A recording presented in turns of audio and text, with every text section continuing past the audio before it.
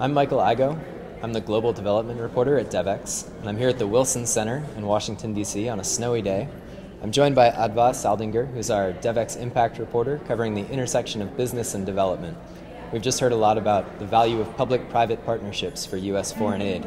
Adva, did anything jump out at you or surprise you in today's discussion? So it was interesting, obviously, always to hear from Administrator Raj Shah of USAID, and he reaffirmed a lot of the things that we've been hearing about the increased importance of private sector engagement and public-private partnerships in development.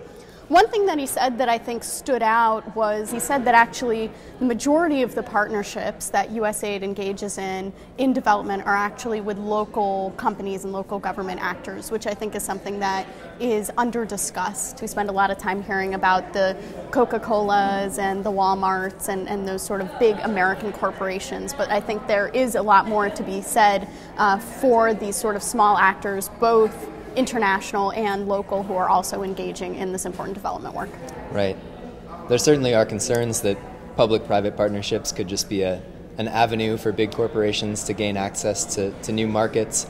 I think there are also some concerns raised, and there were concerns raised today, about whether public-private partnerships work in all situations, in all sectors, in all regions of the world. Someone essentially asked this morning whether there were situations in which public-private partnerships are not appropriate. What did you think about Rajiv Shah's answer to that question?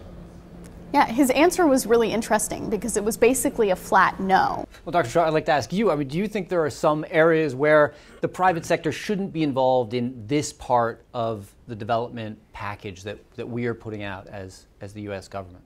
No. I just don't. I think that that's a pretty bold statement. I think that a lot of the corporations that I speak to would say that in some situations there are places that are not particularly appealing to them. I think largely location-based. I think conflict and post-conflict countries where there's a real lack of governance structure or mechanisms in place to allow for sort of a free private sector engagement, they're less likely to look for opportunities to partner in those areas. And there's certainly, I think, sectors that are more ripe for these sort of partnerships than others. And I think you'll hear that. So that was a pretty interesting response from the administrator. Well, Adva, thanks very much for your wonderful insights in this area, and thank you all for joining us today.